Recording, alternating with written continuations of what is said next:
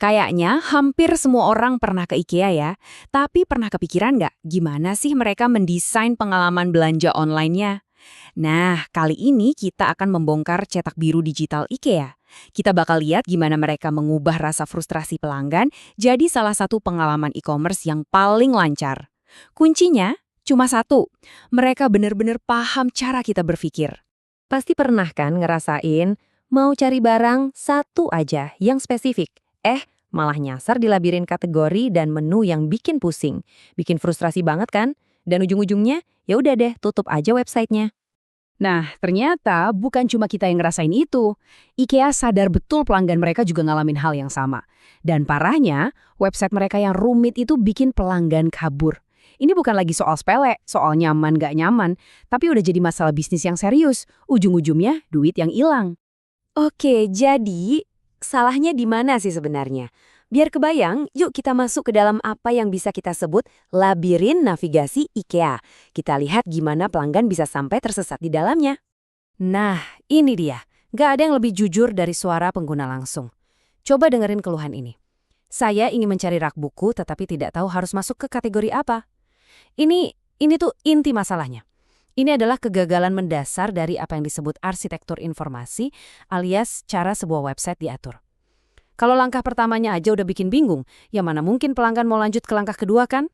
Dan masalahnya nggak berhenti sampai di situ. Ada lagi keluhan lain nih, inkonsistensi. Bayangin, rak buku yang sama muncul di 3 kategori berbeda. Pengguna jadi mikir, loh ini beneran semua pilihannya udah keluar, jangan-jangan ada yang kelewat. Keraguan kecil kayak gini, ini nih yang jadi pembuluh konversi. Semua frustrasi-frustrasi kecil tadi kalau dikumpulin jadinya masalah bisnis yang besar. Pelanggan datang, bingung, terus langsung cabut. Nah, itu yang namanya bounce rate tinggi. Kalaupun ada yang sabar, mereka buang-buang waktu lama banget buat nyari barang dan akhirnya nyerah juga, keranjang belanja ditinggal kosong. Tiap poin ini artinya ya satu, IKEA kehilangan duit. Oke, gejalanya udah jelas ya. Pelanggan frustrasi, penjualan hilang. Tapi diagnosisnya apa? Apa sih akar masalahnya? Nah, sekarang kita lihat gimana tim IKEA turun tangan buat cari tahu penyebab kekacauan digital ini. Nah, ini dia kuncinya. Ada konsep penting namanya model mental. Gampangnya gini, model mental itu cara otak kita secara alami mengkategorikan sesuatu. Kalau kita mau beli perabotan, kita mikirnya gimana? Pasti peruangan kan? Aku butuh sesuatu buat kamar tidur atau buat dapur. Masalahnya, website IKEA yang lama itu nggak dirancang kayak gitu. Lihat deh tabel ini. Ini bukti nyatanya gimana model mental tadi dirusak. Lihat struktur lamanya. Semua diawali dari kategori super umum produk.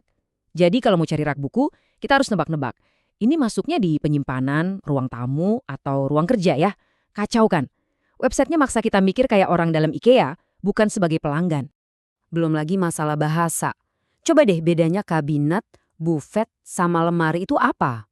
Buat desainer furnitur mungkin jelas banget, tapi buat kita orang awam, kedengarannya mirip-mirip semua. Nah, saat otak kita dikasih terlalu banyak pilihan yang membingungkan, biasanya otak kita malah mogok, milih buat nggak milih sama sekali. Istilah kerennya analysis paralysis. Oke, diagnosisnya udah dapet. Sekarang waktunya pengobatan. Yuk kita lihat gimana IKEA merombak total pengalaman digital mereka dari nol dengan satu prinsip utama, merancang sesuai kebiasaan manusia. Dan wow, lihat perbedaannya. Ini dia solusinya. Kelihatan simple, tapi dampaknya besar banget. Daripada mulai dari produk, struktur barunya mulai dari belanja peruangan. Ini kan persis sama cara kita mikir. Aku butuh barang buat ruang tamu, ya aku klik ruang tamu, terus cari rak buku. Logis, simple, dan efektif banget. Solusi pertama mereka adalah hierarki yang logis. Jadi alurnya jelas banget. Pilih ruangan, pilih jenis furniture, baru deh lihat-lihat pilihan yang ada. Tiap langkah itu menyaring pilihan secara alami. Ini bikin beban kognitif alias beban mikir kita berkurang drastis. Pengguna jadi ngerasa pegang kendali, bukan malah nyasar. Solusi kedua, filter yang cerdas. Kita tahu kan produk IKEA ada ribuan. Mencari satu sofa yang pas itu rasanya mustahil. Tapi, dengan adanya filter harga, warna, dan ukuran, IKEA berhasil mengubah lautan pilihan yang bikin pusing itu jadi daftar pendek yang relevan dan gampang dikelola. Jenius! Dan yang ketiga, mereka memanfaatkan kekuatan visual. Jadi bukan lagi daftar tulisan yang ngebosenin, tapi mereka pakai gambar-gambar besar yang menarik untuk tiap ruangan. Kenapa? Karena otak kita itu memproses gambar jauh lebih cepat daripada teks. Ini bikin navigasinya nggak cuma lebih gampang, tapi juga jadi lebih seru dan inspiratif. Nah, pertanyaannya sekarang, setelah semua perubahan ini, berhasil nggak? Desain yang keren itu satu hal, tapi buktinya kan tetap di hasil bisnis. Yuk kita lihat datanya dan pelajaran apa yang bisa kita ambil dari cetak biru kesuksesan IKEA ini. Dan angkanya nggak bisa bohong. Waktu pencarian turun drastis, artinya frustasi berkurang. Tingkat konversi naik signifikan, artinya lebih banyak orang yang jadi beli. Dan yang terpenting, pengalaman pengguna jadi jauh lebih baik, yang artinya pelanggan lebih bahagia dan bakal balik lagi. Ini sih kemenangan telak. Jadi, apa pelajaran pertama dan paling penting yang bisa kita ambil? Simple, selalu rancang sistem mengikuti cara pikir pengguna, bukan mengikuti struktur internal perusahaan kita. Pahami cara mereka berpikir, baru bangun sistemnya. Pelajaran kedua, navigasi itu harus simple dan berjenjang. Intinya, jangan bikin pengguna mikir terlalu keras. Kasih mereka jalan yang lurus dan jelas. Kesederhanaan itu kunci utama buat pengalaman yang mulus dan bebas stres. Yang ketiga, manfaatkan visual. Otak kita ini kan makhluk visual, jadi daripada maksa mereka baca daftar panjang, pandu aja pakai gambar. Jauh lebih cepat, lebih intuitif, dan bikin prosesnya terasa kayak cari inspirasi, bukan kayak ngerjain PR. Dan pelajaran terakhir, kalau produknya banyak, filter itu wajib hukumnya. Ini soal memberikan kendali ke tangan pengguna. Filter yang bagus bisa mengubah lautan produk yang bikin bingung, jadi daftar pendek yang jelas. Pengguna pun bisa nemuin apa yang mereka mau dengan gampang.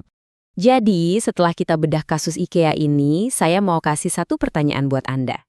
Coba deh sekarang, buka aplikasi favorit Anda. Terus pikirin deh, desain tak terlihat apa sih di baliknya yang bikin aplikasi itu rasanya gampang dan enak banget dipakai? Karena seringkali desain terbaik itu justru desain yang nggak kita sadari ada.